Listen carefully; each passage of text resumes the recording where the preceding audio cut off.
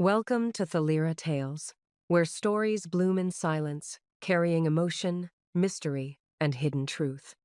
Step in and let the tale unfold. On the second day of our marriage, I didn't serve dinner to my sister-in-law, who was glued to her phone, and my husband immediately slapped me across the face.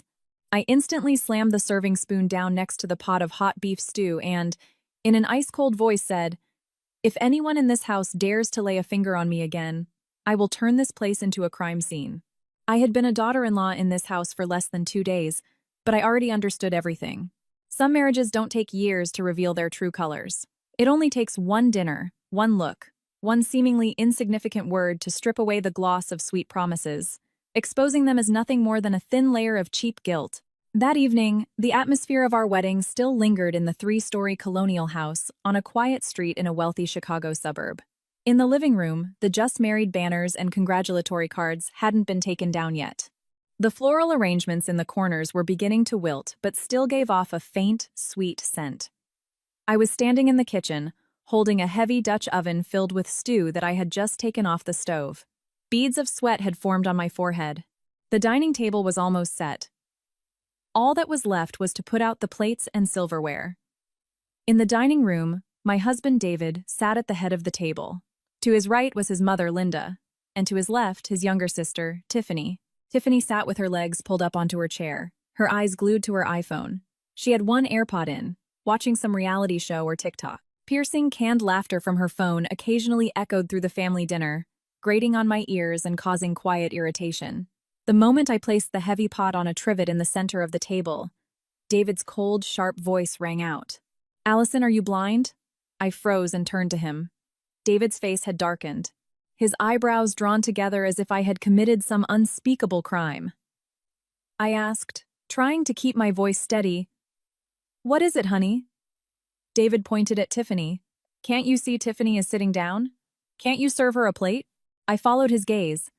Tiffany was sitting right next to where I had placed the food. All she had to do was reach out her hand to serve herself. But she remained completely detached. Her thumbs scrolled across the screen as if nothing happening in the house concerned her in the slightest. I said slowly, "The pot is right next to Tiffany. I think she can serve herself." David slammed his spoon onto the table. The sharp smack made the air in the dining room freeze. "You think?" He twisted his lips into a sarcastic smirk. "You've been in this house for 2 days, and you're already arguing with me using 'I think'?" I looked at him, and something inside me began to slowly boil. Just yesterday, this exact same man had held my hand in front of all our guests, friends, and family, promising to respect me, love me, and build a beautiful life with me. And today, over a single plate of food, his tone had shifted as if we were absolute strangers. My mother-in-law intervened softly. Her voice, as always, was gentle. Now, you two just got married. The poor girl isn't used to how we do things here yet. Allison, sweetie, ladle your sister a bowl of stew. That's how we do it here. The wife takes care of the family. It's only right." She spoke softly, but her gaze was anything but. It was the look of someone accustomed to giving orders with such sweetness that refusing felt impossible. I bit my lip, picked up a bowl, and first served Linda. She took it, nodded, and gave a barely perceptible smile. Yes, this is the domesticated daughter-in-law I need. Then I served David and placed the bowl in front of him. His expression softened slightly, as if he had just won a small but very satisfying game of chess. When I placed the bowl in front of Tiffany, she glanced at it and frowned. "That's it? I'm starving." I raised my eyes to look at her. She said it so naturally, as if I had been born to cater to her every whim. I took the bowl back and added another half ladle. Only then did Tiffany offer a condescending smile. "Thanks, sis," but her eyes never left her phone. I sat down at my place. The food in front of me was still steaming, but a lump had suddenly formed in my throat. Everyone started eating. David took a bite of the beef, chewed, and delivered his verdict.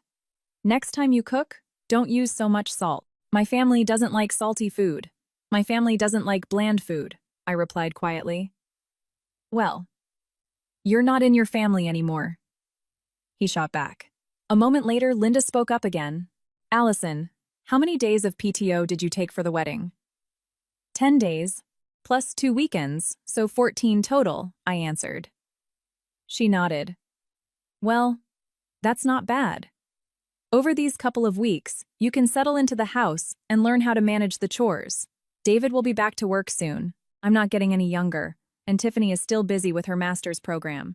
It seems all the household duties will fall on your shoulders. I looked up. Yes, but when my time off is over, I have to go back to work. My team is in the middle of a massive project launch. I can't be away for long. David's spoon stopped halfway to his mouth. He looked at me. Go back to work? I was taken aback. Yes. We talked about this before the wedding, David scoffed. Before the wedding was before the wedding. Now you're my wife. Things have to be different. I distinctly heard my heart skip a beat. What do you mean? He leaned back in his chair. His voice was chillingly indifferent. I mean, I want you to put in your 2 weeks' notice. Either transfer to a low-stress, part-time role, or quit entirely. Stay home and take care of the family. My mom is getting older. Tiffany has school. I have a high-stress corporate job. This house needs a woman who knows how to take care of things. I stared at him, stunned, thinking I had misheard. You're telling me to quit? David replied calmly. Yes. Your job is constant overtime. You come home late. That's not appropriate for a married woman. What kind of family life is that? I set down my silverware.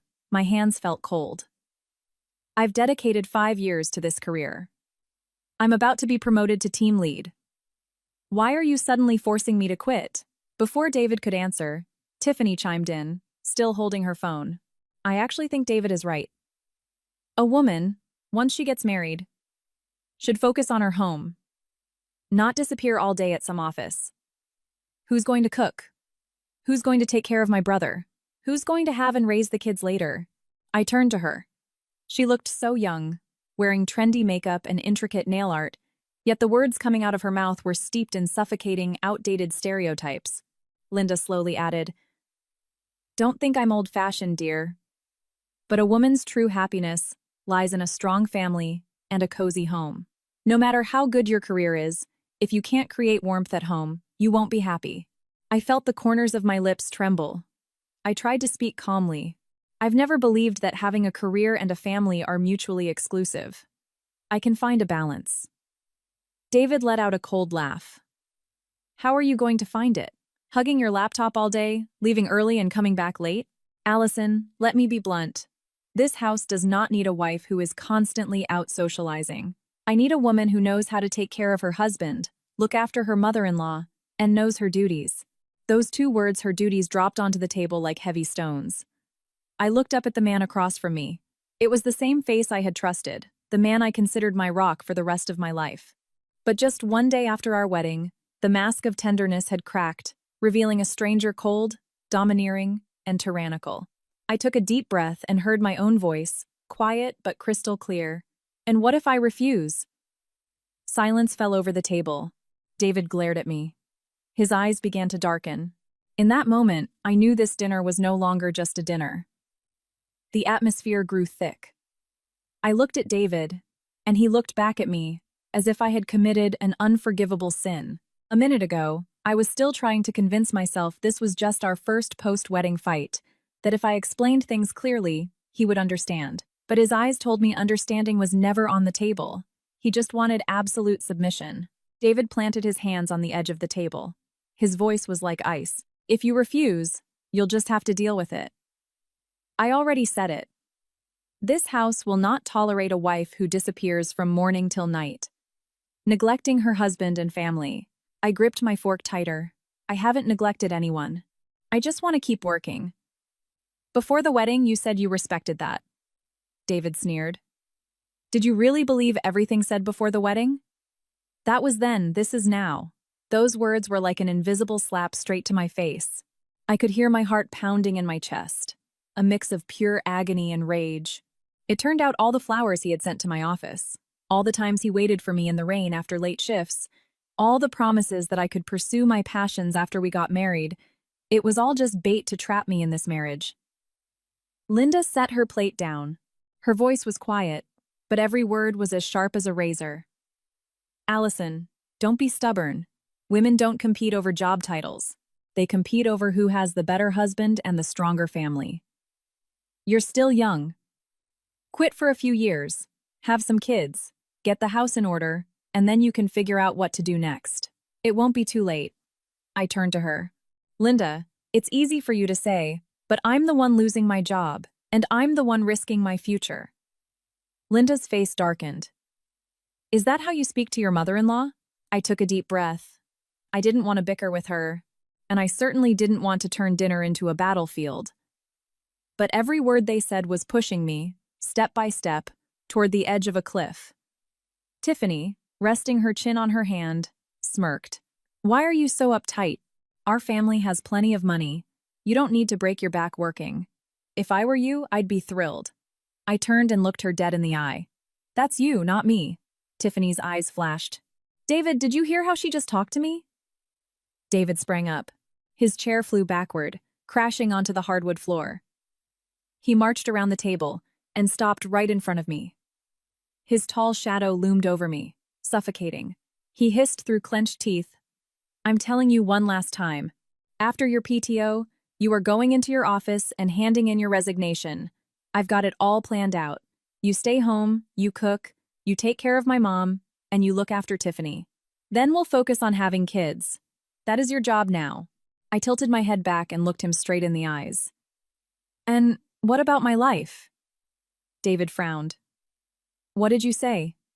I repeated it. Clearer this time. I asked, what about my life? I studied and worked for years, striving for something, only to turn into a maid in my own house after getting married? David's face twisted. I saw his jaw clench and his fists tighten. Linda hastily intervened. Quiet, quiet, kids, calm down. Allison, don't say things like that. What bride doesn't learn to manage a household when she gets married? I let out a dry laugh. For the first time since walking into this house, I no longer wanted to maintain the mask of politeness. Learning to manage a house is one thing. Being forced to quit my job and letting someone else decide my future is another. Linda. David leaned down close to my face. His voice was choked with rage. Don't get cocky. If you won't do this the easy way, don't blame me when we do it the hard way. I stood up. The distance between us was mere inches. My heart was racing, but my mind was surprisingly clear. I don't need the easy way or the hard way. I need you to understand one thing. I am not someone whose life you can schedule however you please. Tiffany slammed her hand on the table. What an arrogant bitch. Day 2 of the marriage, and you're already talking back to your husband and his mother. Wow, didn't we get lucky with you? I turned to her. Lucky or not, we're about to find out. The moment I said that, David violently pointed at the pot of stew. Fine. You think you're so smart? Then go right now, ladle Tiffany another bowl of stew, and then serve everyone else. I want to see how long you're going to keep being stubborn. I followed his hand. The stew was still steaming, dinner largely untouched. But in my eyes, everything had changed. This was no longer a dining table. It was an arena where they were trying to break my will through petty demands, through verbal abuse, through so-called family values. I spoke slowly, emphasizing every word. Tiffany has hands. Your mother has hands. You have hands.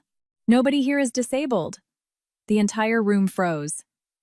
David's face flushed purple. I knew I had struck his ego, an ego constantly fed by the unwavering support of his mother and sister. Linda opened her mouth to say something, but Tiffany jumped up and pointed a finger at me. Watch your mouth. I didn't look at her. I only looked at David, and in that moment, I clearly saw in his eyes not just annoyance, but the pure rage of a man used to controlling everything, facing resistance for the first time. I realized this wasn't going to end with just words. I knew right then that as of this dinner, my marriage had officially plunged off a cliff from which there was no return. David stared at me point blank. His gaze seemed to try and burn a hole right through me. I had never seen him so openly aggressive. The tenderness, the care, the ability to say the right things that I had once believed in it, had all vanished without a trace, leaving a man who wanted to win at any cost. He hissed through his teeth, Allison, say that again. I stood perfectly still, acutely aware of my own heartbeat. But my voice was surprisingly steady.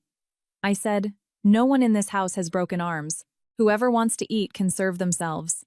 I am your wife, not a servant for your family."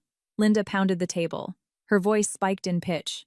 "How dare you! You just stepped into this family, and you're acting this entitled?" Tiffany was practically vibrating, her face flushed red.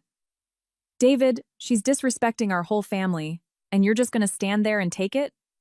I turned to Tiffany. Since the beginning of dinner, she hadn't touched the serving spoon once, hadn't even poured herself a glass of water, but spoke as if she had been deeply wronged. I scoffed. I just told the truth. This whole family decided to turn the simple act of pouring a bowl of soup into a loyalty test to force me to bend the knee. "That's right." David took another step forward. He was so close I could see the veins bulging in his neck. He spat out every word. "You think you run things around here? 2 days in, and you're trying to walk all over your husband." I kept my head held high. "I'm not trying to walk over anyone. I'm just refusing to drop to my knees." The moment I said that, the room exploded. Tiffany pointed at me again. "Mom, did you see that? She's just an uneducated piece of trash." Linda paled and turned to David. "Son, look at her. I told you this girl was too stubborn. If you don't put her in her place from the start, she'll never respect anyone." I looked at her, and a chill ran down my spine. I had thought my mother-in-law was a calm, tactful woman. Now I understood that her softness wasn't a manifestation of love, but a disguise for a more sophisticated form of manipulation. David turned back to the pot of stew and barked, "Great. You don't want to serve the food? Pour the stew." I didn't move an inch. He jabbed a finger at me. I said, "Serve Tiffany the stew." I replied, "If she wants to eat, she can serve herself." Tiffany's shrill laugh cut through the air. "Do you think you're still a little princess in your mommy's house?" I turned to her. "No, but I know for a fact I am not a maid in my husband's house." In that instant, David suddenly swung his arm. It all happened too fast. I only caught a glimpse of his hand flashing before my eyes, followed by a sharp, cracking sound that shattered the room's tension. My left cheek exploded in fire. The force of the slap sent me stumbling, my ears ringing, my vision going dark for a few seconds. I stood rooted to the spot, one hand gripping the edge of the table for support. It felt as if a bucket of ice water had been dumped over my head. I couldn't believe it. The man who had held my hand yesterday in front of both our families had just struck me across the face, without a moment's hesitation, right in front of his mother and sister. David remained in the same stance, his chest heaving heavily. "I'm telling you for the last time. Serve the stew." I slowly turned my face back to him. Half my face was burning. The pain was so intense it was numbing, but it hurt even more inside. Something definitively broke. There was no doubt left, no regrets, no desire to lie to myself anymore. This man didn't love me. This house hadn't accepted me. All they wanted was an obedient accessory who would serve, stay quiet, and endure. Linda feigned horror. "Oh my God, David, why would you hit your wife in the house?" But she only said it, making no move to come check on me. Tiffany, however, reacted differently. Her eyes went wide. She looked at me, then at her brother, and then her lips curled into a satisfied smirk. She whispered, but I heard it clearly. "She deserved it." I took my hand off the table and slowly stood up straight. I wasn't crying. It was strange. In that moment, I couldn't cry. Perhaps when someone cuts you that deeply and openly, tears become useless. I touched my cheek. 5 hot finger marks were branded into my skin. I asked very quietly, "Did you really just hit me?" David looked at me, showing zero remorse. "I hit you to wake you up. In this house, you need to know whose word is law." I nodded. "Yeah, I'm awake." I turned around and walked toward the kitchen. Behind my back, Tiffany's mocking voice rang out. "If you had just listened in the first place, it wouldn't have hurt so much." I didn't answer. I walked straight into the kitchen and stopped in front of the stove. The hot steam from the lingering food stung my eyes. I looked at my reflection in the dark glass of the microwave door. My left cheek was already turning a violent shade of crimson. In that moment, I ceased to be a newlywed bride. I was just a woman who had been violently ripped from a delusion. I stood in the kitchen, both hands leaning heavily on the cold granite countertop. Sounds from the dining room drifted in. The light clinking of silverware, the scraping of a chair being pushed back, Tiffany's snicker. They all pierced my brain like tiny needles. My cheek was on fire. It hurt so much that even blinking sent spikes of pain through my face. But what chilled me wasn't the physical pain. It was the realization that I had just seen the true face of an entire family. "Hurry up and serve it! What are you standing there for?" David's voice called out. I didn't turn around. I just listened to his voice. Listened to that familiar, commanding tone, as if the fact that he had just struck me was completely normal. I asked very quietly, "Don't you think you crossed a line?" David laughed coldly. "If you had acted appropriately, nothing would have happened." I gripped the edge of the counter. I suddenly understood. For people like him, right and wrong meant nothing. All he cared about was submission. Linda walked up to the kitchen entrance. Her voice was loud enough to show she was trying to play the peacemaker. "Enough, kids. We need to take things step by step. Allison, you're too stubborn. Your husband has a temper. If you had just compromised with him, it wouldn't have come to this." I turned my head and looked at her. "Linda, you're telling me to compromise? Today I compromise my words. Tomorrow I compromise a slap. And the day after that I compromise my entire life." Linda froze. She probably didn't expect me to be so blunt. From the dining room, Tiffany sneered, "You're acting like you're the victim here. No one hits you for no reason. You acted like a brat and got taught a lesson. Simple as that." I let out a laugh quiet, but so sharp that all three of them froze. "So, in this house, hitting your wife is called teaching a lesson?" David's face darkened. "Watch your mouth." I walked slowly back into the dining room. All three pairs of eyes tracked my movements. Every step I took was deliberate, confident. I stopped at the table. David slammed his hand on the table again. "Allison," I didn't flinch. Strangely, after that slap, the fear inside me had burned to ash. All that was left was cold. Crystal clear lucidity. I looked him dead in the eye. "Listen to me carefully. Just because I back down doesn't mean I'm wrong. Just because I'm quiet doesn't mean I'm afraid. That slap was the first and the last time you will ever touch me." Tiffany jumped up. "You still dare to raise your voice?" I snapped my gaze to her. "And from this moment on, you will stop talking to me like you're giving orders. I am not obligated to serve you." Seeing the situation spiraling out of her control, Linda switched back to her softer tone.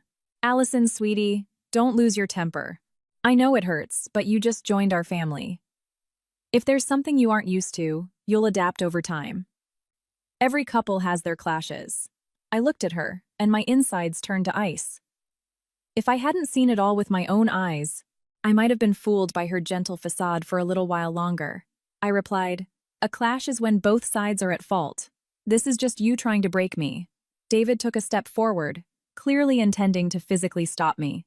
But this time, I stepped back, maintaining distance, my eyes locked onto his. I enunciated clearly, "Do not come near me." Perhaps it was my tone that made him freeze. Not because he realized he was wrong, but because he saw that I was no longer the girl who had walked into his house yesterday. I pulled my phone out of my pocket. The screen lit up in my palm. David frowned. "What are you doing?" I opened the camera app, switched to the front-facing lens, and clearly saw the 5-finger marks on my cheek.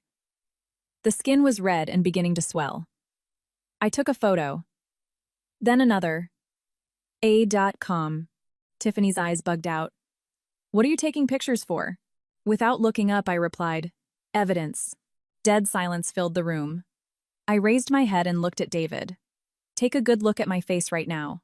Because from this moment on, whatever you say to me, whatever you do to me, I will not let it disappear without a trace." David's expression shifted. Linda, too, lost her composed demeanor.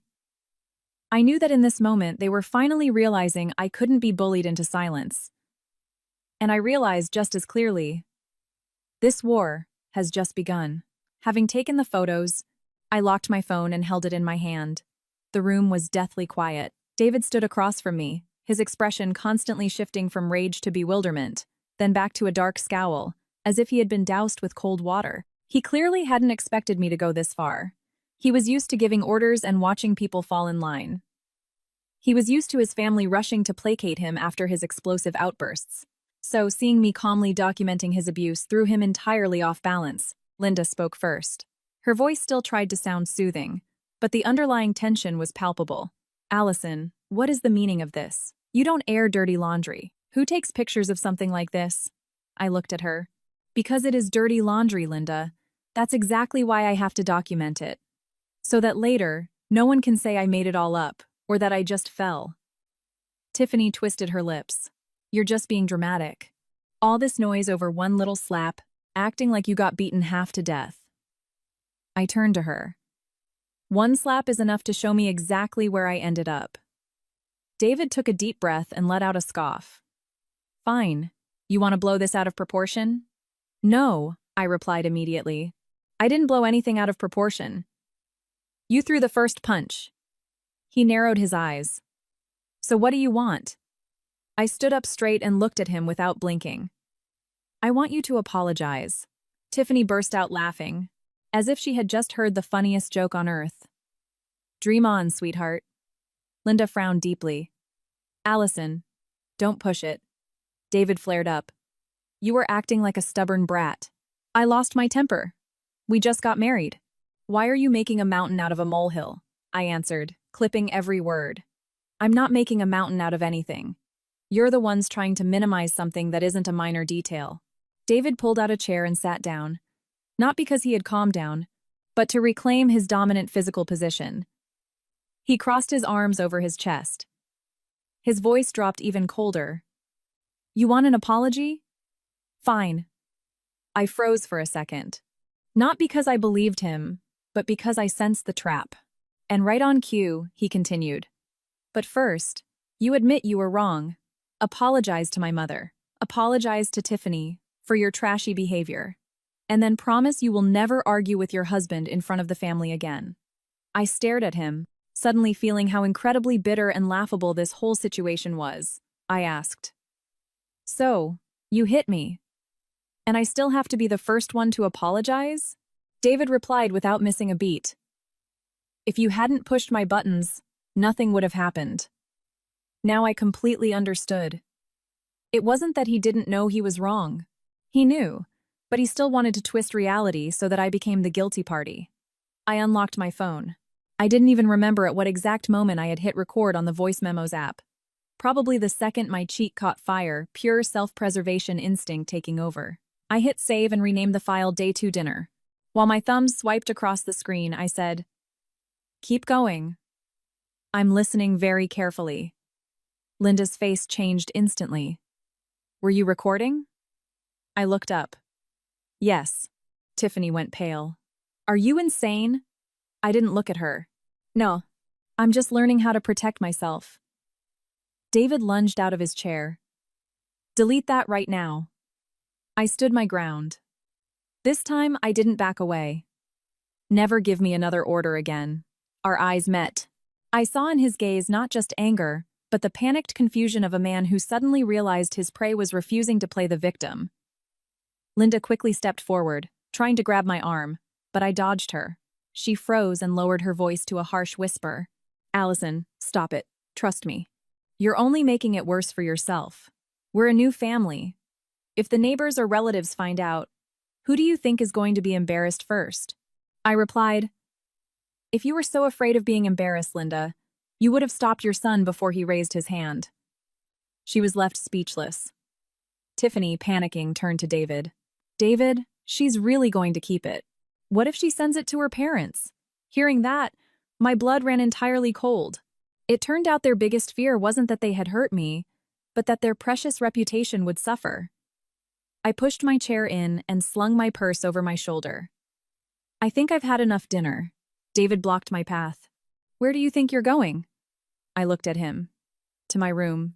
He growled. I didn't give you permission. I let out a short laugh, a sound that felt entirely foreign to me. To go to my own room, I need your permission now? Saying that, I sidestepped him.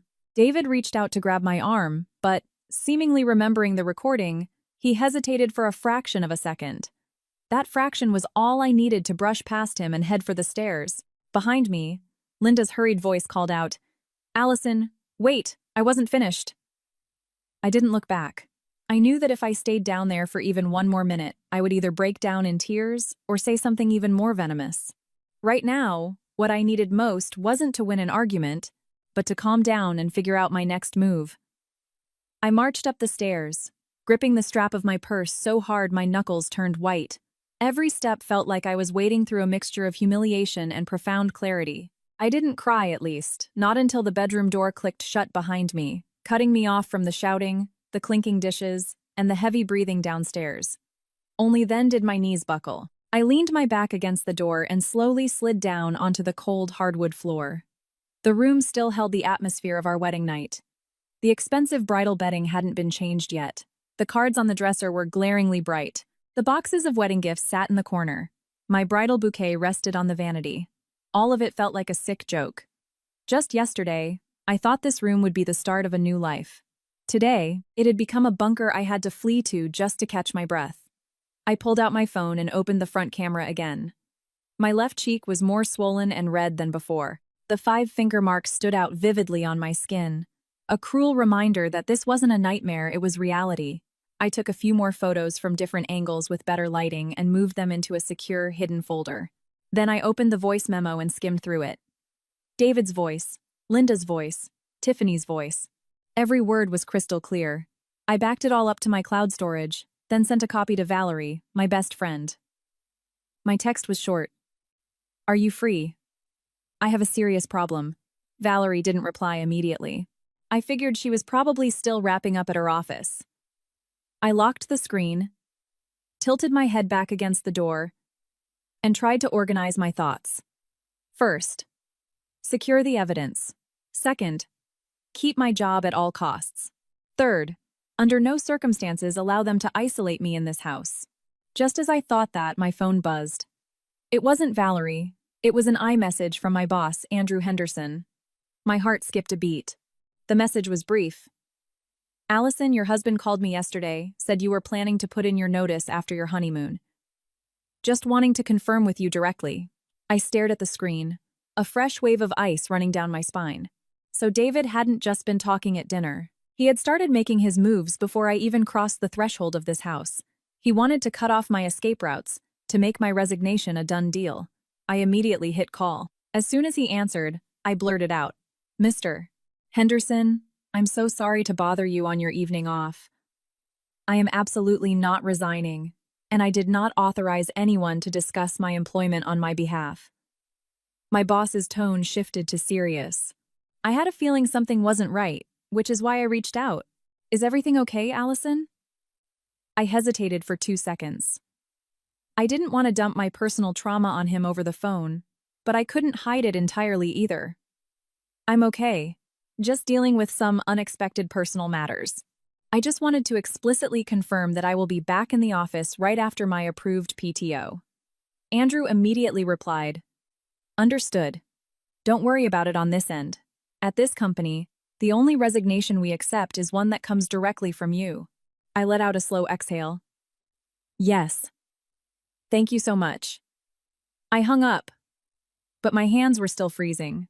If Andrew hadn't asked me directly today, I might never have realized how deeply David had plotted this. The more I thought about it, the tighter my throat got. This man didn't just want to control my life. He wanted to systematically strip away everything that allowed me to stand on my own 2 feet. Suddenly, someone pounded on the bedroom door. Allison, open up! It was David's voice. I stayed perfectly still on the floor. He pounded harder. I said, Open the door. I still didn't answer. A moment later, Linda's voice joined in softer, but no less persistent. Allison, honey, open the door. We need to talk. Whatever happens between a husband and wife needs to be resolved behind closed doors. Let's not escalate this. I stared at the wood paneling. My throat parched. I knew that if I opened that door now, they wouldn't give me a second to think. They would force me to talk, force me to admit fault, force me to compromise. And once I compromised this time, I would be compromising for the rest of my life. I stood up, walked close to the door, but didn't unlock it. I spoke loud enough to be heard outside. I don't want to talk right now. When I'm ready, I'll let you know. Outside, there was a beat of silence, and then David growled, Stop acting like a brat. I closed my eyes. My hand rested on the deadbolt, But my voice, when I spoke again, was incredibly calm. If you keep banging on this door, I'll start recording again. Dead silence fell on the other side of the door, lasting for several long seconds. Then I heard David's heavy footsteps stomping away. Soon after, I heard Linda coaxing him down the hall. From downstairs, Tiffany's irritated whining drifted up. The room was quiet again. I sat on the edge of the bed and looked at my large suitcase in the corner. Half the clothes inside hadn't even been unpacked yet from the wedding weekend. For the first time, I thought that maybe it was best to leave them exactly as they were. I sat there for a long time, staring at the half-unpacked suitcase. I had brought it here with all the naive faith of a girl who had just gotten married. I thought I'd be hanging every dress in the walk-in closet, arranging every item on the shelves, step by step turning this house into our home. Now, looking at it, I saw only my silent escape route, waiting in the corner for my command. My phone buzzed again. This time, it was Valerie. The moment I answered, she peppered me with questions. Where are you? What happened? I just saw the photos. Who did that to your face? Hearing my best friend's voice, my throat seized up. I fought to keep my voice steady. I'm at the house. With my husband, Valerie cursed loudly, then dropped her voice. Did David do that to you? Yes, I replied. Just one word, but it dragged the whole ugly truth into the light.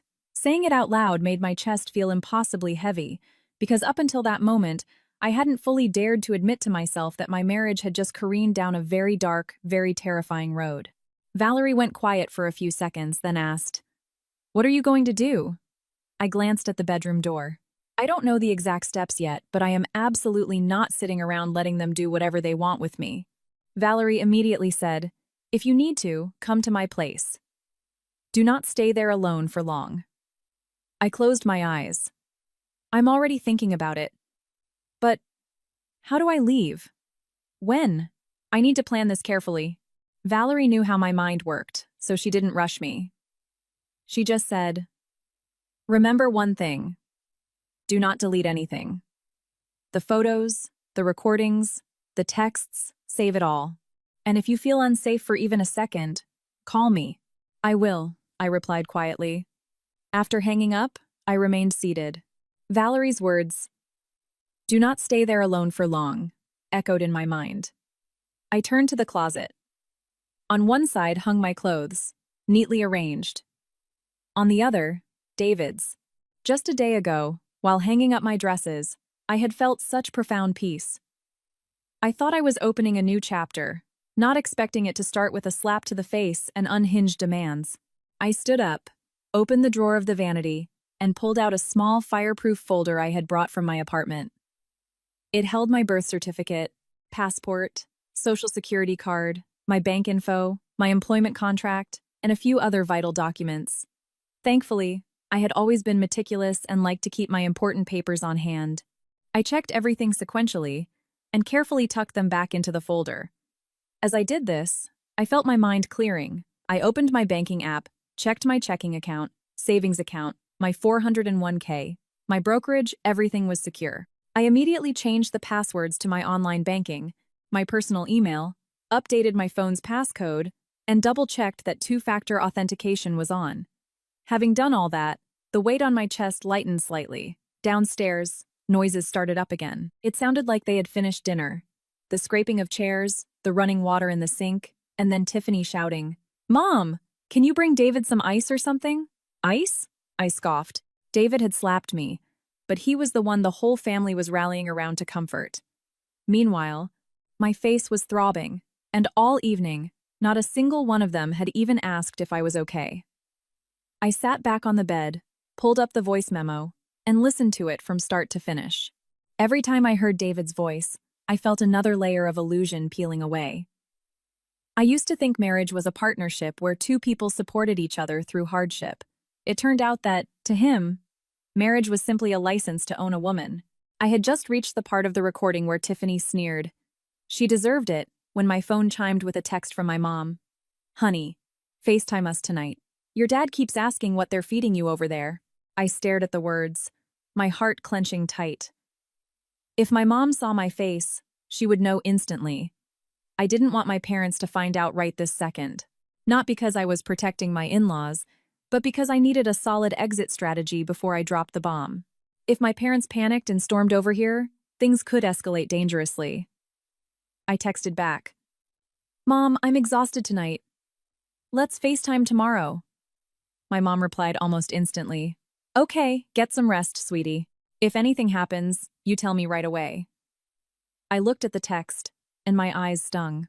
Throughout that entire dinner from hell, I had held it together, feeling so hardened that I thought I had run out of emotions. But just one simple sentence of care from my mother made the bridge of my nose burn. I tilted my head back, taking a deep breath, forcing the tears back down. Now was not the time for weakness. If I wanted to walk out of here with my dignity intact, I had to be smarter and colder than all three of them combined. Suddenly, I heard very soft footsteps out in the hallway. Not David's heavy tread, and not Linda's deliberate walk. I held my breath and listened. Then, a voice quiet, but dripping with venom, hissed right outside my door. "Think you're hot shit, huh?" It was Tiffany. I sat perfectly still, not making a sound. She stood there for a few more seconds, then added, "Just wait. In this house, bitches like you get fixed real quick." Her footsteps retreated toward the stairs. I stared at the locked door, my blood turning to ice. They hadn't spent a single second reflecting on their actions. They were only obsessing over how to make me submit, which meant I had to be absolutely ruthless. I reached out, grabbed the handle of my suitcase, pulled it right up to the edge of the bed, and unzipped it. The painfully familiar scent of my laundry detergent drifted up. Just yesterday, my own hands had folded every piece of clothing I brought here, carefully sorting out what to wear at home, what for the office, what for visiting relatives. Back then, I thought I was packing for my future. Now, I was packing my escape. I didn't unpack the rest. Instead, I repacked efficiently. I grabbed exactly what I needed. Several sets of professional work clothes, one comfortable outfit for moving quickly, my folder of documents, my phone charger, my basic makeup bag, my prescriptions. With every item I tossed into the bag, my mind grew sharper. I knew clearly now. Once I decided to walk out that door, I couldn't let sentimentality drag me back in. My phone buzzed. A text from David. "Open the door." I stared at the screen for a few seconds, then locked the phone without replying. Less than a minute later, another text. "Don't push it, Allison. Let's talk like adults." I smirked. He hit me. He called my boss to sabotage my career. His whole family cornered me like a pack of wolves. And now I was the one pushing it? In their eyes, my mere existence as someone with boundaries was an offense. I didn't respond. I opened the Notes app and started bulleting a to-do list. Back up all evidence. Do not let them trigger an emotional reaction. Leave at the first safe opportunity tomorrow morning. Coordinate with Valerie. Find a divorce lawyer immediately. After typing it, I read over the lines and hit save. I had to treat this like a critical corporate project, refusing to let grief ruin my execution. Because in this fight, if I showed even an ounce of hesitation, they would exploit it to crush me. There was a knock on the door again. This time, it was Linda. "Allison, sweetie, I brought you some ice and Tylenol." I glared at the door, a bitter taste in my mouth. If she actually cared, she would have physically stopped her son before he swung. The ice was just to show she wasn't the bad guy, giving her leverage later to say she tried to care for me.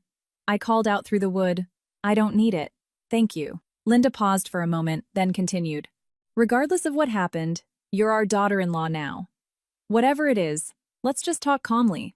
I know you're shocked, but a married woman needs to learn how to compromise a little to keep the peace in the home." I closed my eyes, gripping my phone tightly. Compromise. Always compromise. Compromise my words, my actions, a physical assault. I said, not yelling, but loud enough to be crystal clear. "If you really want peace in this home, Linda, you should teach your son to keep his hands to himself." Silence fell in the hallway. After a while, I heard Linda's footsteps slowly walking away. I sat there for a bit, then got up and went into the master bathroom. In the mirror, my left cheek had bloomed into a dark, angry red.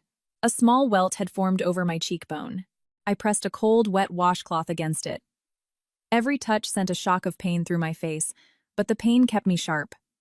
It was a physical reminder that today couldn't be erased by half-assed apologies. I went back to the bedroom. As soon as I sat down, Valerie tried to FaceTime me. I declined it and texted, "My face is super swollen, let's just text." She replied instantly, "Can you get out of there?" "Yes," I typed.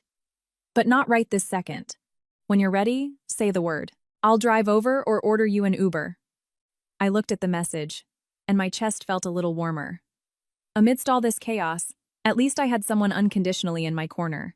I replied with a simple, "Okay." Then I opened my contacts and scrolled until I found Nick.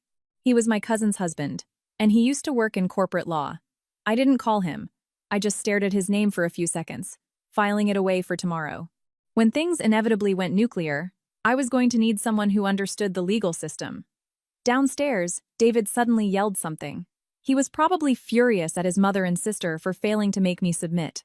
I heard a heavy thud, like something being slammed onto a counter, followed by Tiffany making excuses, and Linda's hushed, placating murmurs. It all blended into a toxic, oppressive hum. I sat in the room, listening, my soul feeling as cold as a morgue. Less than 48 hours ago, I thought this house was where my real life would begin. Now, just hearing their voices made me so claustrophobic I wanted to crawl out the window. I double-checked the deadbolt on the door and shoved my suitcase under the edge of the bed. I grabbed a large tote bag and stuffed the rest of my essential documents and a few valuables into it. I put my phone on silent, allowing only calls from Valerie, my parents, and my boss to break through the Do Not Disturb setting. Outside, it was completely dark.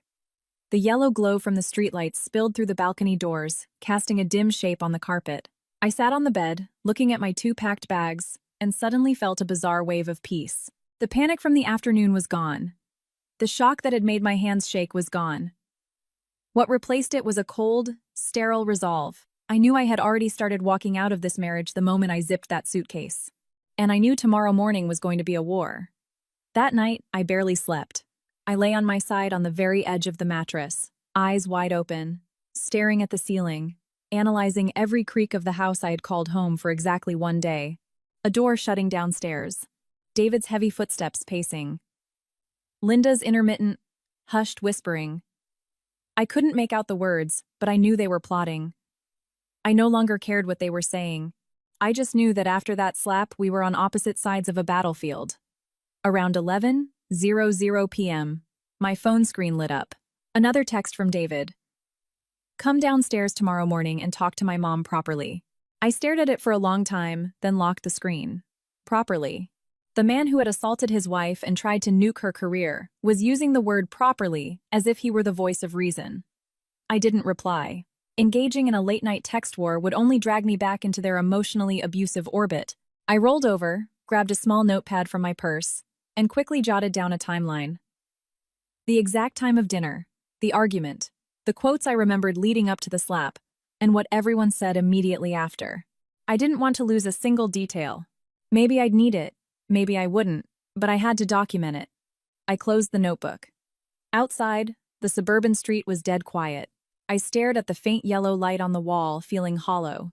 Yesterday, I was dreaming of quiet evenings, coming home from work to someone who loved me, building a life built on mutual respect. Now, all I had was hypervigilance.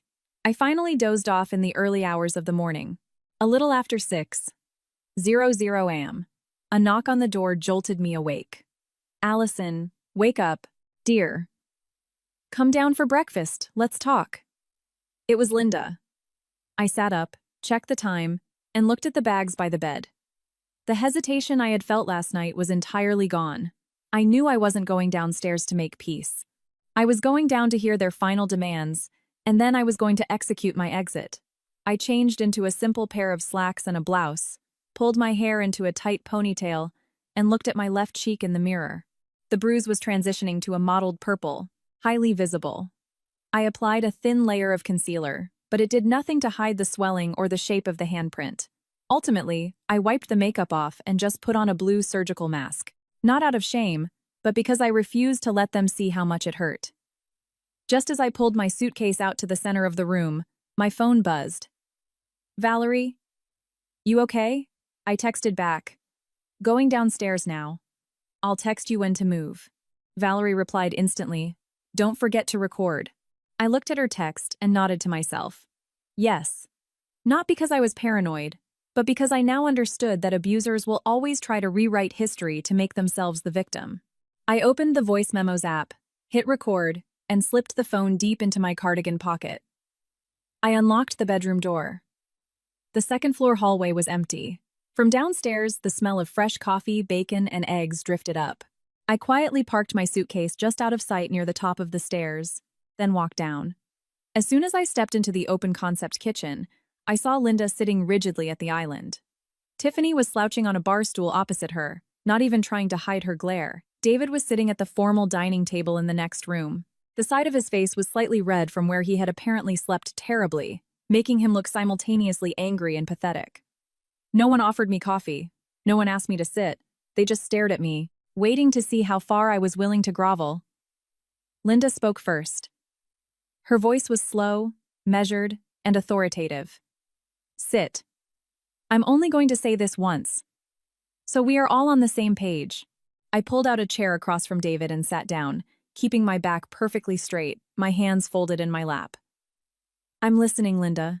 She looked me up and down, her eyes darting to the mask on my face, before saying, regarding yesterday's incident, I'm not taking sides, but a wife needs to know her place and respect her elders. You just joined this family, and you're already arguing with your husband, your sister-in-law, and even me. That is unacceptable. I said nothing. She continued, to be completely honest, if you want to stay in this house and have a peaceful life, the very first thing you need to do is apologize. I looked up. I knew this talk was just going to be a kangaroo court dressed up as a family meeting. I looked straight at Linda, feeling remarkably calm. I guess when you push someone past their absolute limit, the rage burns out, leaving behind cold, hard logic. I asked, who exactly am I supposed to apologize to? Linda fired back as if she had rehearsed it. First, to your husband. No matter what happens, you have no right to argue with him at the dinner table. Second, apologize to me and Tiffany for your disrespectful attitude. A wife behaving like that is intolerable. I nodded slowly and turned my gaze to David. He sat motionless, his chin tilted up, looking like an emperor awaiting a peasant's surrender. There was not an ounce of remorse in his eyes. I asked, and what about the slap yesterday? David sneered. You're still hung up on that? I replied, why wouldn't I be? You struck me across the face in front of your mother and sister. I think that deserves to be discussed. Tiffany immediately chimed in. Oh my God, get over it! My brother lost his temper. It happens to everyone. You're the one who turned the whole house upside down. I turned to her. A grown man lost his temper and hit his wife. And to you? That's just it happens? Tiffany stuttered for a second, then raised her chin. Stop twisting my words. Seeing the tension rising again, Linda jumped in. Enough. Rehashing yesterday won't solve anything. I called you down here to find a solution. If you truly want to save this marriage, you need to learn to swallow your pride. I sat in silence for a moment, then asked, what exactly does your solution entail? Linda, enunciating every single word, laid it out. 1. You apologize to David and the rest of us. 2. No more arguments like last night. 3. When your PTO is over, you go into your office and either step down to a part-time role or quit entirely for now. We will not have chaos in this house. I listened to her terms, and I genuinely wanted to laugh. So this was their idea of talking like adults. No accountability, no attempt to mend the relationship. Just forcing me to accept total subjugation under the guise of saving the marriage. I reached up and pulled off my blue mask. The dark, swollen handprint on my cheek was fully visible in the bright morning light. I said, take a good look. This is the price of me not swallowing my pride. Linda blinked, but immediately looked away. Don't be dramatic. I stared at her. Am I being dramatic? Or are you completely out of your minds? David finally spoke. His voice was low, threatening. Are you done? I turned to him. No. I have one more question for you. Who gave you the right to call my boss and discuss my resignation behind my back? David froze for a split second. A very brief flash, but I caught it. He recovered quickly. I am your husband. I see what's best for our family, and I handled it. Best for our family? I repeated. Or best for controlling me? The room went dead silent. Linda quickly interjected. How can you say that? Your husband is trying to provide for you. And you're accusing him of terrible things. I looked right through her. If he actually cared, he wouldn't have gone behind my back to sabotage my career before we even walked down the aisle. Tiffany's jaw dropped.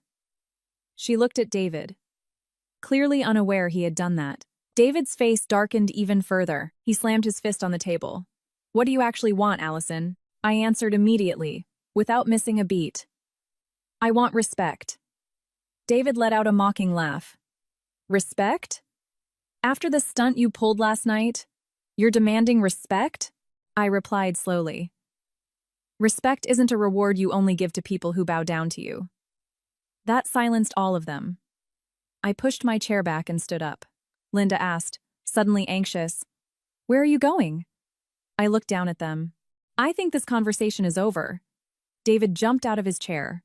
Sit your ass back down. I didn't say you could leave. I met his eyes, my voice steady and completely void of emotion. You're confused, David. The second you put your hands on me, you lost the right to tell me to sit down, stand up, stay, or leave. With that, I turned on my heel and walked toward the stairs. Behind me, I heard Linda shouting, Tiffany groaning, and the loud crash of a chair as David violently shoved it aside. I didn't look back. If I hesitated for even a second, they would swarm me again, and my mind was made up. I wasn't sticking around for slap number 2. I walked upstairs, went straight into the bedroom, and closed the door. I didn't lock it immediately. My hands were steady, but my heart was hammering against my ribs. Downstairs, David was screaming. Full-blown, unhinged rage. I understood the psychology perfectly. A man used to absolute dominance simply cannot process the reality of someone looking him in the eye and walking away. I turned and grabbed the handle of my suitcase. I had packed everything vital last night. Clothes, documents, cash, chargers, laptop. All that was left was timing my exit. My phone started vibrating endlessly in my pocket. I pulled it out. 5 missed calls from David. 2 texts. Get down here right now. Don't make me come up there. I read them, locked the screen, and sent Valerie a text. I'm leaving right now. Valerie called me immediately. I answered, keeping my voice low. I'm heading out the door in a minute.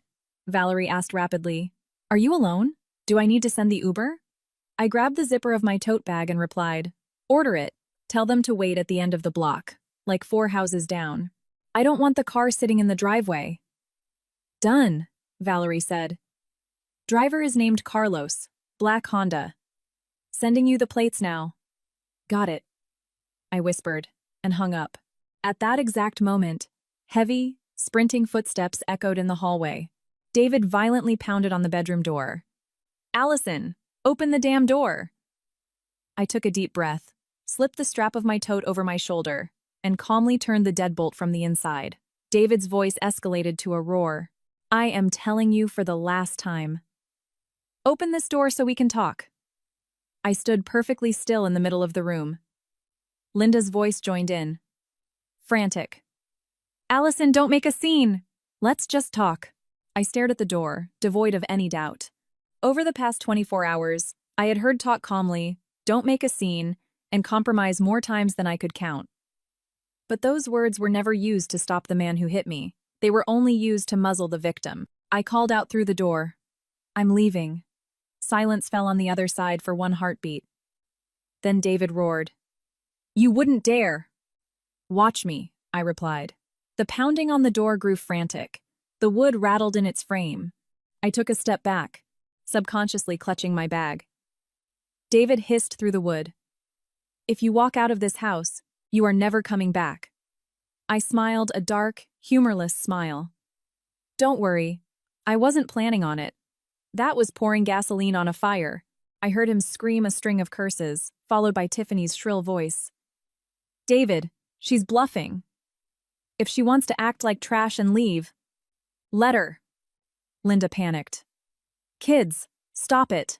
The neighbors are going to hear. I checked my phone. The Uber was arriving in 1 minute. I checked the time, then looked at the bedroom window. We were on the second floor. The balcony faced the backyard. I didn't need to jump. I just needed a distraction. I pulled my suitcase over to the door and waited. The screaming match out in the hallway started migrating toward the stairs. It sounded like Linda was physically dragging David away to stop him from breaking the door down and causing a suburban scandal. As soon as the voices moved down the staircase, I quietly unlocked the deadbolt and cracked the door. The hallway was empty. I didn't hesitate. Suitcase in one hand, tote bag over my shoulder, I slipped out of the room, closed the door softly, and bolted for the back staircase at the end of the hall. It led straight down to the mudroom and the backyard patio. They rarely used it, preferring the grand foyer stairs. My steps were light, fast, and driven by adrenaline. I hit the first floor, bypassed the mudroom, and slipped out the back door. I froze on the patio for a second, listening. The shouting was still confined to the front living room. They hadn't realized I was gone. I unlatched the side gate and dragged my suitcase out onto the sidewalk. The crisp morning air hit my face, cool and incredibly light. I had been outside that house for less than 30 seconds, and already the suffocating weight on my chest was lifting. I practically jogged to the end of the block. The black Honda was idling right where Valerie said it would be. The driver rolled down the window. "Allison?" I nodded. "Yes. Can you pop the trunk, please?" Just as I hoisted the suitcase into the trunk, my phone started ringing. It was David. I stared at the screen, hit decline, and immediately blocked his number. Then another call came through from an unknown number.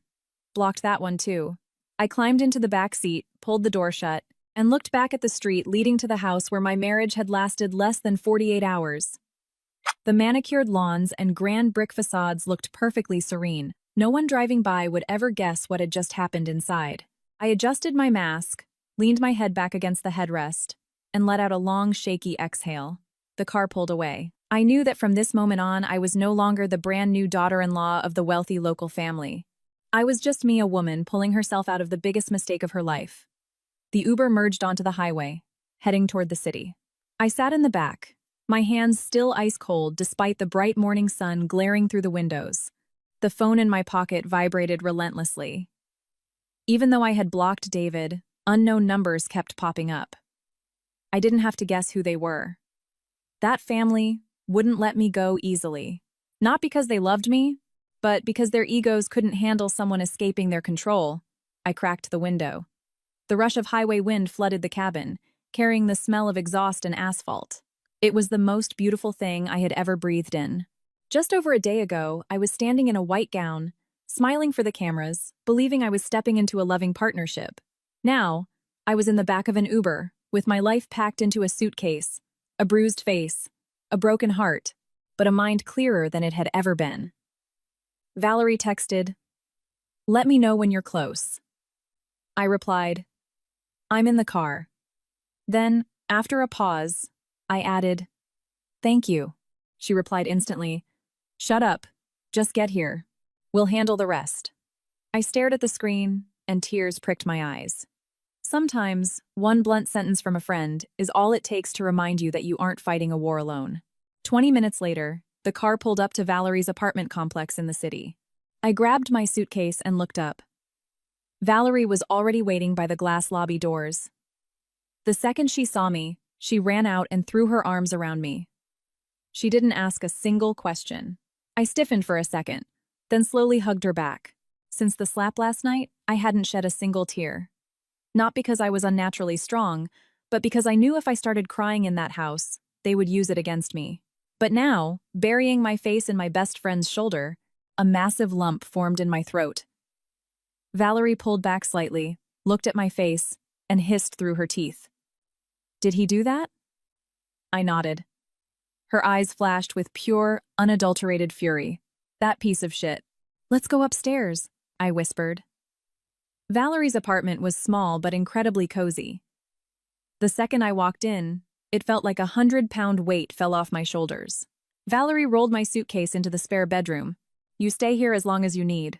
I sat on the edge of the guest bed, looking at the bright room, the clean sheets, the little desk by the window, and finally let the tension drain from my muscles. I really got out. Valerie brought me a mug of hot tea and sat across from me. Okay, tell me everything. I took a sip and started talking. I told her about the dinner, the demands to serve Tiffany, David trying to force me to quit my job, the discovery of his call to my boss, and the slap in front of his mother and sister. I told her how Linda used her sweet voice to demand an apology, how David tried to break my door down, and how they sat at the breakfast table expecting me to bow down like a disciplined dog. Valerie listened without interrupting, her hands clenching tighter and tighter around her own mug. When I finished, I pulled out my phone and showed her the photos, played the audio recording, and showed her the texts from Andrew, my boss. Valerie reviewed it all, then looked up. Are you going to file for divorce? I didn't answer immediately. I looked out the window, where the sun was casting a long, bright beam across the floor. 36 hours ago, I was a bride. Now, I was contemplating the word divorce. It was a bitter pill, but strangely, I felt no hesitation. Yes, I said. I am never going back there. Valerie nodded firmly. Good. Do not go back. But we have to do this by the book. You have evidence, now we need a lawyer. I remembered the name I had looked at last night. I agree. I'm going to call Nick first to get the lay of the land, and then I'll find a shark. What about your parents? Valerie asked. Do they know? I shook my head. No. I was too scared to tell them while I was trapped in that house. I was terrified my dad would drive over there with a baseball bat, and things would escalate into police involvement while I was still under their roof. Valerie sighed. You have to tell them, Al. But maybe wait until tonight when you've decompressed. Right now, your priority is to rest and eat something. We'll organize the war room tonight. I nodded. I desperately needed to recalibrate, not to mourn a dead marriage, but to ensure every single step I took next was flawless. My phone vibrated on the table. Another unknown number. I stared at it for a second, then hit decline. A few seconds later, an iMessage popped up. Allison, you played yourself. If you had the nerve to walk out, don't come crying when our family ruins you. You aren't walking away from this cleanly. It was Tiffany. I read it and actually smiled. Even now, they thought threats were the way to bring me to heel. I took a screenshot, moved it to the evidence folder, and blocked the number. Valerie looked at me. Who was it? The ex-sister-in-law, I replied. Saying the word ex gave me the first genuine surge of energy I'd felt in days. But I also knew walking out the door was only step one. There was a legal battle coming, and that family wasn't going to go down quietly.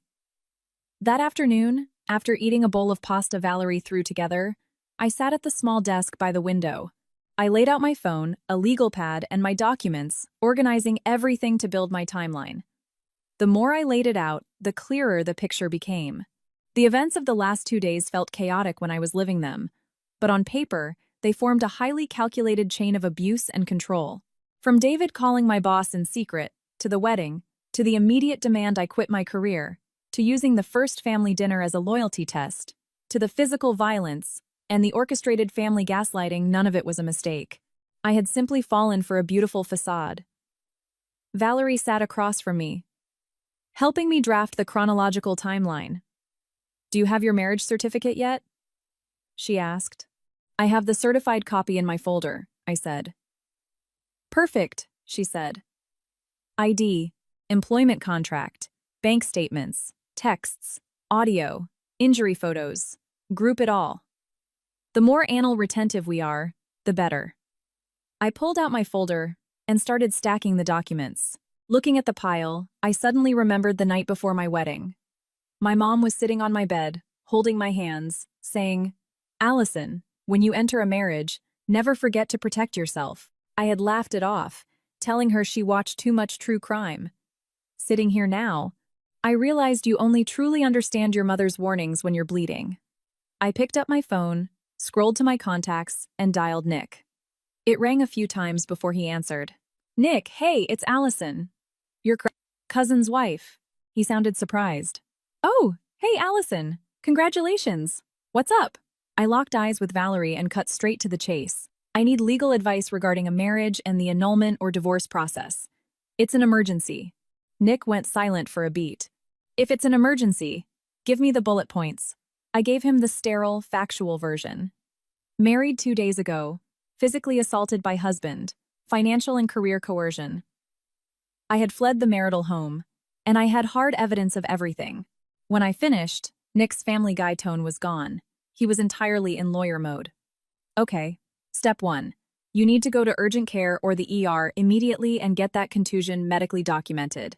Tell them exactly who did it. Step 2. Back up all original files. Do not trim or edit the audio. Step 3. If you are 100% done, you need a ruthless family law attorney. I know someone in the city who is a killer in court. Her name is Sarah. I'll text you her info. I felt the tight knot in my chest loosen a fraction. Thank you, Nick. Seriously. And Allison, Nick added, from this second forward, if his family contacts you with threats, document it. Do not meet your husband alone. Public places or with representation only. Understood, I said. I hung up, and Valerie raised her eyebrows. Well? He's sending me a shark's number, I said. Valerie exhaled heavily. Thank God. Right then, my phone rang again. Mom. I stared at the screen, my hands suddenly feeling like lead.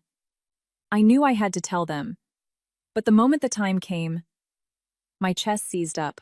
Valerie reached over and tapped the table. Answer it, Al. You can't hide in a bunker forever. I swiped to accept. Hey, Mom. Allison, where are you? She asked immediately. I called earlier. You didn't answer. You sound weird.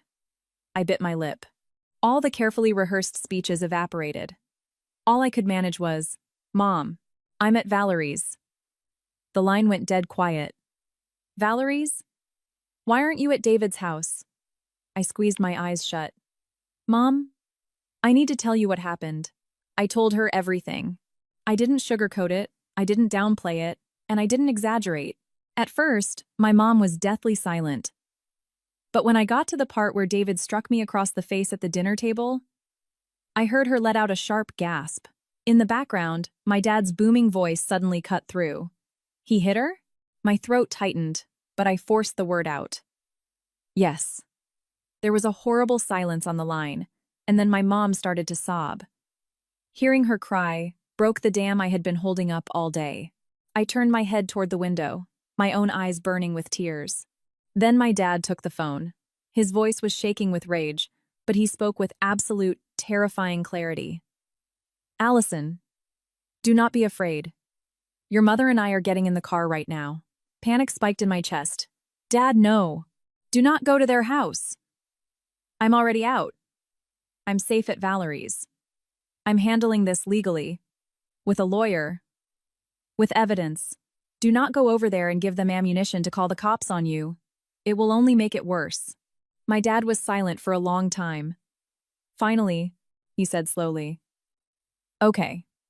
I hear you. But remember this. Our family isn't afraid of anybody. You will never, ever have to tolerate being treated like that. The tears finally spilled over my cheeks. After that call, I sat in silence for a long time. Valerie didn't say a word. She just slid a fresh mug of tea across the table. I knew then that there was absolutely no going back, and honestly, I didn't want to. The next morning, I woke up early. Despite the mental exhaustion of the last few days, I couldn't sleep deeply. The morning sun sliced through Valerie's blinds, laying a bright strip across the floor. I sat on the edge of the bed and gently touched my left cheek. The swelling had gone down slightly, but the dull ache was still there. It wasn't shocking anymore. It was a cold reminder. If I showed weakness, I would be subjected to that pain again. Valerie was already in the kitchen. Hearing me move, she turned around. I made oatmeal. Eat, and then we're going to urgent care. I nodded. We sat across from each other, eating in near silence. Sometimes friendship doesn't need a monologue. A hot bowl of oatmeal on the worst morning of your life is enough to feel anchored. After breakfast, I put on a pair of jeans and a sweater, pulled my hair back, and packed my evidence folder into my bag. Before leaving, I checked my phone. Several more missed calls from unknown numbers. And an iMessage from David, sent from an iCloud email. If you have a shred of sanity left, come home and let's talk like adults. Don't take this past the point of no return. I stared at the screen, screenshotted it, and dropped it into the evidence folder. The words sounded reasonable to an outsider, but I knew the translation. It was the tone of a man who still fully believed he owned the borders of my reality. The urgent care clinic was busy. The drone of a TV in the corner, the clicking of keyboards, the shuffling of feet, it all felt bizarrely normal. I sat in the plastic chair, clutching my folder, feeling incredibly drained. A few days ago, I was debating which photos to post for my honeymoon. Now, I was waiting for a doctor to document domestic battery. When the physician assistant asked how I got the injury, I paused for 1 second before saying clearly, "My husband hit me." Saying it to a stranger in a clinical setting was brutal, but the moment the words left my mouth, a massive weight lifted. Admitting the truth out loud is the first step in killing the denial. The PA documented the soft tissue contusion on my left cheekbone, noted the swelling, took medical photographs, and handed me the discharge paperwork. Walking out of the clinic with that medical record in hand, my blood ran cold, but my spine was steel. It was official. It was on paper. No one could ever gaslight me into thinking it wasn't that bad. That afternoon, Valerie and I walked into the downtown office of Sarah, the family law attorney Nick had recommended. It was a sleek, quiet office with floor-to-ceiling windows. I sat across the heavy mahogany desk, pulling items out of my folder one by one. The photos of my face, the medical report, the audio file on a flash drive, the threatening texts from Tiffany, the manipulative texts from David, and the emails from my boss confirming David's interference. Sarah reviewed everything with the clinical detachment of a surgeon. She asked a few clarifying questions regarding the timeline, then pushed her glasses up and looked me dead in the eye. "You did the exact right thing getting out of there immediately," Sarah said. "When a marriage begins with acute physical violence and financial coercion within 48 hours, any attempt at reconciliation is just submitting to a hostage situation." I sat quietly, absorbing her words. She continued, "Because the marriage is so short, we will file for an annulment based on fraud specifically, that he misrepresented his intentions regarding your career and physical safety to induce you into marriage. If the judge doesn't grant the annulment, we pivot immediately to a fault-based divorce, citing extreme and repeated physical and mental cruelty. The audio recording is going to bury him. The golden rule right now, absolutely zero contact. If they show up at your job or your parents' house, we file for a restraining order." "I understand," I said. Leaving the law firm, the city was transitioning into evening. The wind off Lake Michigan was warm and carried the smell of the city. For the first time since the slap, I didn't feel like a piece of debris caught in a hurricane. I had a strategy. I had legal representation. I had evidence. I had my friends and my parents forming an impenetrable wall behind me. If David's family thought I was going to crawl back and beg to be a trad wife, they had grossly miscalculated. 3 weeks later, the paperwork was officially served. I was sitting in Sarah's office, looking at a thick legal binder with my name on it. It felt like looking at the wreckage of a tornado that had ripped through my life. The photos, the medical records, the audio transcript, the texts. Grouped together, it wasn't a series of unfortunate arguments. It was a crystal-clear portrait of a trap I had narrowly escaped. David's family went into overdrive. First, David blew up my phone via third-party apps. When I didn't respond, his tone shifted from, "I lost my temper. Let's fix this," to vicious threats. "You think a couple of recordings make you untouchable? You're going to regret trying to humiliate my family." I screenshotted every single one and forwarded them to Sarah. Linda even found my mother's cell phone number and called her. She played the crying, victimized mother, whining that I was disrespectful, that I ran away, that I had broken her son's heart, and was now trying to drag their good family name through the mud in court. My mom listened, let her finish, and then delivered a single sentence. "Your son put his hands on my daughter. She has every right to leave." And she hung up. I had never understood the true value of a strong support system until that exact moment. A mandatory mediation session was scheduled shortly after the filings. I walked into the conference room with Sarah. David walked in with his lawyer, looking completely unraveled. Tiffany wasn't there, but the toxic energy of his family radiated off him. David glared at me the entire time. His eyes were a mix of fury and genuine bewilderment. He couldn't comprehend how the woman who had smiled at him at the altar was now sitting across from him, flanked by a shark attorney, looking at him with absolute indifference. The mediator asked if there was any room for reconciliation. I answered firmly, no.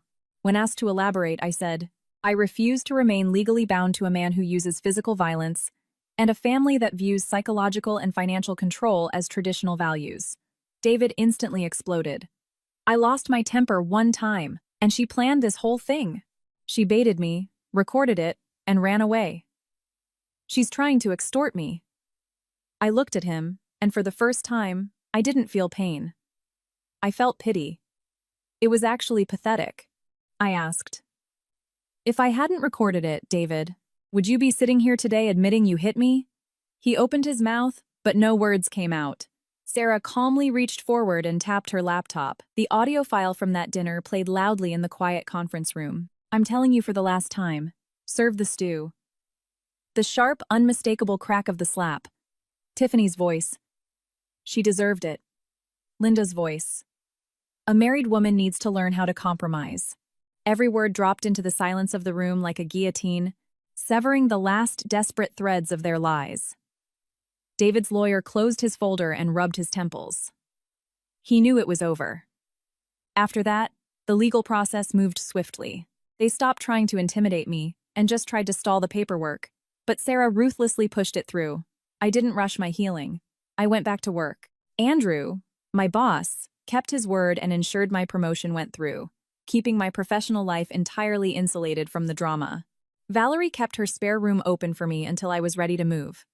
My parents called every day not to pry, but just to make sure I was eating and taking care of myself. A few months later, the annulment was finalized. I walked out of the downtown courthouse, holding the signed decree in my hand. I looked up at the crisp blue Chicago sky. The wind ruffled my hair. The bruise on my cheek had faded months ago, but I knew I had walked away with something far more permanent than a scar. I had saved myself. I didn't save the marriage, but I saved my life from being crushed beneath it. I eventually threw myself into my new role as team lead and leased a beautiful little apartment close to the office. I spent my weekends visiting my parents, grabbing brunch with Valerie, and slowly relearning how to live without constantly looking over my shoulder.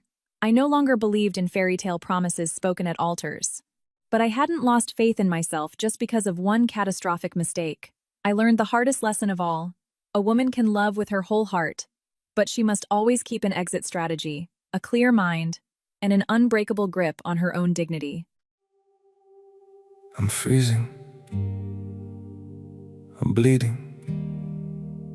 Slowly fading away. But don't worry. I'm fine.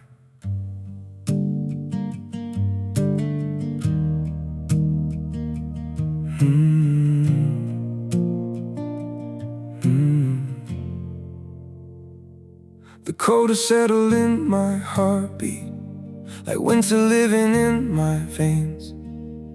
Every breath feels numb and fragile. Every smile just hides the pain. I'm breaking quietly in silence, falling slow without a sound. Yet I keep saying I'm okay, while my world burns to the ground. I'm frozen here, I'm bleeding slowly, dying piece by piece inside. But I still whisper, it's alright, just to keep you from goodbye. I'm shattered, love, but don't you worry. I'll pretend till my last breath, even while my soul is fading. I'll say everything's okay.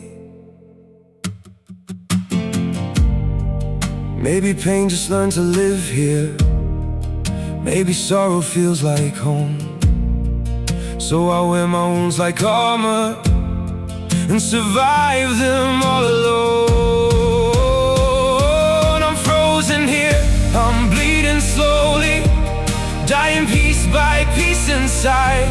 But I still whisper, it's alright, just to keep you from goodbye. I'm shattered, love, but don't you worry. I'll pretend till my last breath, even while my soul is fading.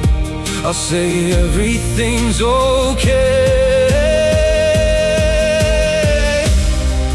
If you ever see me smiling, no, it's just my last defense. 'Cause sometimes love means hiding how much you're suffering. No, I'm frozen here, I'm bleeding slowly, dying piece by piece inside. But I still whisper, it's alright, just to keep you from goodbye. I'm shattered, love, but don't you worry, I'll pretend till my last breath. Even while my soul is fading, I'll say everything's okay. It's okay.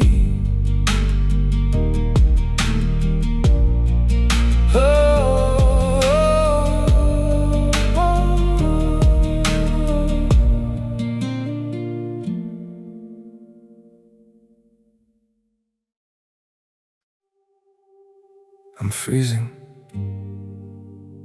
I'm bleeding, slowly fading away. But don't worry, I'm fine.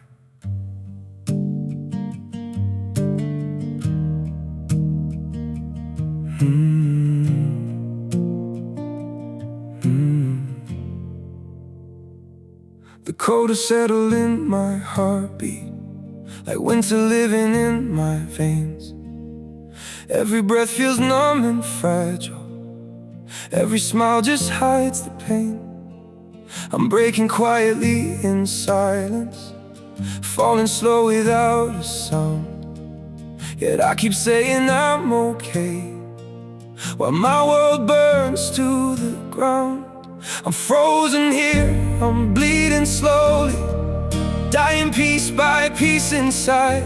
But I still whisper, it's alright, just to keep you from goodbye. I'm shattered, love, but don't you worry, I'll pretend till my last breath. Even while my soul is fading, I'll say everything's okay. Maybe pain just learned to live here, maybe sorrow feels like home. So I wear my wounds like armor and survive them all alone. I'm frozen here, I'm bleeding slowly, dying piece by piece inside. But I still whisper, it's alright, just to keep you from goodbye. I'm shattered, love, but don't you worry, I'll pretend till my last breath. Even while my soul is fading, I'll say everything's okay. If you ever see me smiling, no, it's just my last defense. 'Cause sometimes love means hiding how much you're suffering. No, I'm frozen here, I'm bleeding slowly, dying piece by piece inside. But I still whisper, it's alright, just to keep you from goodbye. I'm shattered, love, but don't you worry, I'll pretend till my last breath. Even while my soul is fading, I'll say everything's okay. It's okay.